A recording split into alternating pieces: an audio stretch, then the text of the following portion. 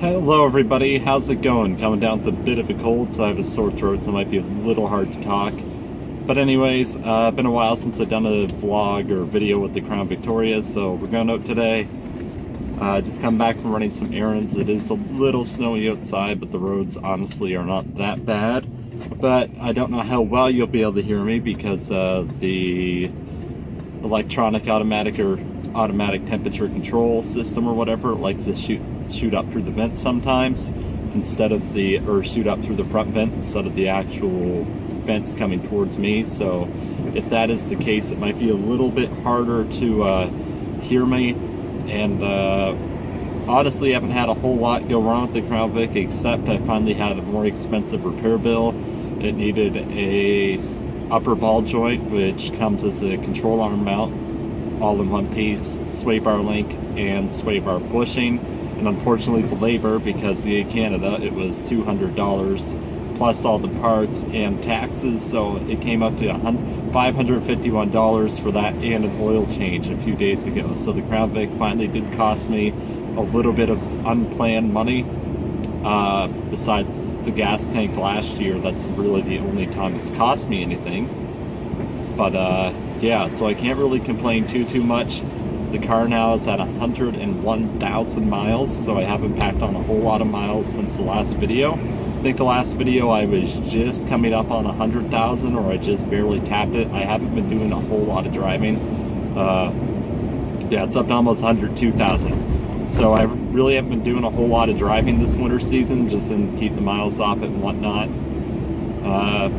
Really, I don't have a whole lot to comment on besides both the front fenders are starting to get pretty bubbly, and I think we all know what that means in the salt area. You're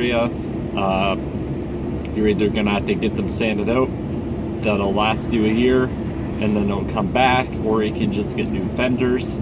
Honestly, I don't even know if I'm gonna keep this Crown Vic exactly, because I think my friend and I this year are gonna be going buying a couple Crown Vics from the auction. And if they're lower miles and in better shape overall, then I'll probably end up keeping one of those instead and sell off this one. Like, our plan is to buy a couple cop cars from the auction and then fix them up a little bit and then sell them off.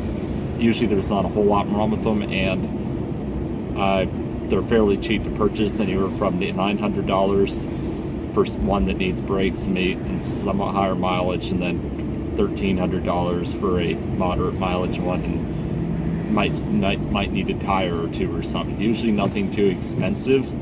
So that's kind of our game plan, to make a few extra dollars. And I can't say it's going to be ripping people off, because even if I just make an extra $500 a car, that's an extra $500 that I didn't have before. So what our plan is to pick them up, do what repairs are needed to get through motor vehicle inspection, do an oil change, and then I'll do a good cleanup on the cars. I'll probably keep the reflective marking on it that the RCMP has. It's not really noticeable except at night, because it just blends in with the paint. But otherwise, I'll just get the car a good wax, detail it a bit, and then we'll get the oil change and whatever needs to be done on the car, and then put it up for sale. And honestly, like I said, if it only makes me a few $100, then it only makes me a few $100. If I break even, then that's not too big of a loss either. So that's kind of my game plan for this coming summer. Hopefully the Crown Vics, I see 3 or 4 of them sitting in behind the other cars on the auction site, so they still need to be stripped down. Some of them still have their light bars on it and stuff. And all of them have their markings, so I imagine they'll be up sometime within the next month or two. So that's kind of the plan, guys. Just buy the cars cheaper, fix them up, do what needs to be done, because honestly, when you buy from an auction, I could end up with one with a broken transmission, and obviously if we get one with a broken transmission, then we're just going to take the loss of that and move on. And like I said, if I do find a nicer, lower mileage one than this, then I'll probably end up selling this one. Now, one thing I never really commented on, what is my favorite color of Crown Vic? And funnily enough, just because of the contrast of the colors, I actually enjoy the white on the black steel rims or even wheel covers. I don't know why, but I enjoy that look the most. A clean white Crown Vic with the center caps. I don't know why, but that's kind of my favorite color for the Vic. I just think it blends well with the aggression that the P71/V is going for. Now, if I had to pick a secondary color, it's probably going to be gunmetal gray, and for a civilian car it would be North Sea blue, which is a very nice color if you have a street appearance package or if you have a civilian model. Honestly, I'm not a huge fan of the silver. Maybe that's just because I've had it for almost 3 years and I've gotten tired of it, but generally I'm just not a huge fan. I don't know why. It just kind of looks bland, I guess. Maybe it'd look better if I had a bit more stuff blacked out or something, but I don't know, there's just something about the silver I'm not a fan of. It's like, silver's almost like a wannabe white, and then it's like, but I don't want to be white. I don't know, there's just something about the silver color that I dislike on the Crown Vics. Maybe I don't mind it so much on other vehicles as much, but it's just something about the silver on the Crown Vics I'm not a big fan of. It doesn't look as good as other colors could. Like, I would even take a Arizona beige, which is also a nice color on a P71 over a silver. So the highway is actually a bit slushier than in town, which is kind of expected. More traffic, so plows are hard to get to. Well, plows are on here, but people usually just stick to the one lane, but both lanes seem to be a little bit slushy right now. The car doesn't really have any issues in the snow at all with these Bridgestone Blizzaks, even when there's a bit more snow on the ground. And thankfully, for being in Eastern Canada, we have not had too much of a winter. Now, I probably just jinxed us, but I've only had to bring out the snowblower twice, I think, and I have a long driveway, so I've just been able to shovel that in half an hour to 45 minutes really, really quick. Those of you that work retail, you're always on the go, go, go, so that's what I did. Got the driveway all shoveled real quick, and the driveway can easily fit a couple tractor trailers, and then it loops around at the top for visual aid. So it is a very big driveway and not fun to deal with in the wintertime. Just kind of cruise along the highway at 60 miles an hour, 100 kilometers an hour for us Canadians. Really, like I said, nothing spectacular about this video, just give you guys an update, give you guys a quick drive. And like I said, hopefully you can hear me with the vents probably blowing into the phone right now. I do need to get some better wipers, I think. These old Michelin wipers are a little over a year and some old, and I think I got them last October. They're finally starting to show their age. So it's about time. Usually wipers you need to go through every 6 months anyway. So, but I do highly recommend these Michelin wipers. If anyone has to get wipers, they lasted me a long time.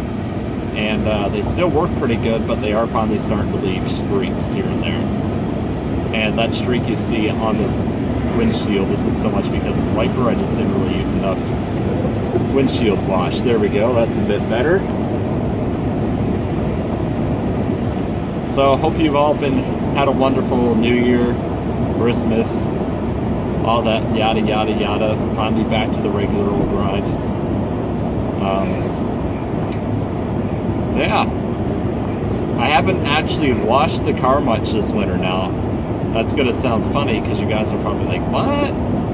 Usually I used to go through the wash every few days in the winter time, but I just stopped. And the only time I'll go through the washes if it's gonna be a really nice day for a couple days straight. And the reason is because why are you gonna go to the car wash when you just drive another kilometer and your whole car is salty again? The wash did absolutely nothing. And on top of that, the power washer machines and the car washes, so the undercoat you put under the doors will seep up to the outside of the door a little bit and keep the salt off. So what I've been doing every year is I've been going in and washing the car 2-3 times a week sometimes to keep it clean. But guess what? All that's done. That just blew off some of that undercoat. So this year, I'm going to do a bit of a different strategy. Just not wash it as much, and the undercoat will sit on there underneath the fenders and the doors a bit better than what it has before. And so far, it seems to have worked because I've noticed a lot less rusting this year than last year at this point, as far as just salt expansion goes. So, pro tip for those of you that get your cars heavily undercoated, might not be the best idea to give it a wash too many times. However, if you are going to wash it, I suggest just keep the sprayer nozzle on normal. Do not turn it on all the way on full in the car washes. You know how there's a normal and a maximum power wash force? Don't use the maximum power wash force on the undercarriage or on the lower parts of your doors or fenders, because that'll blow the undercoating off. That's not something you want to do. And for those of you that live not in the eastern part of the country or don't get snow, undercoating is something you spray underneath your car. Go look it up. Fluid film or Crown. You spray underneath your car. It helps keep the rust off it where it is. I can attest that it works pretty damn good. But there are people that decide to use engine oil or rubber style undercoating. I can tell you those are awful. I had them on my Grand Marquis when I used to have it. And what happens is a crack will form. And you don't always notice this crack, right? Because you're driving in the winter, you're not looking at your car all the time. So this crack will form, and then water seeps in there, and then boom, more rust. Fluid film and Crown, which are more of a Vaseline base, they expand if the crack happens, so they'll come back over and heal that crack up most of the time. Because it's more of a water based, and it just works that way. Works a lot better than the old style engine undercoating, or sorry, engine oil undercoating and rubberized undercoating. I know some of you out there still attest to it, but I can say based on what I've been told from the mechanic shops or general, fluid film is easily, or Crown is easily the way to go. And personally, I've been using it as well on all my vehicles. What gets covered doesn't rust out anymore unless there was already rust there. So just keep that in mind, and it will help slow the rust down if you do undercoat a rusty surface. Well guys, it's -7 here in Canada, Nova Scotia, and I think I'm going to call this the end of the video. So thank you all so much for watching once again, and I will see you all next time as I continue my journey through this highway.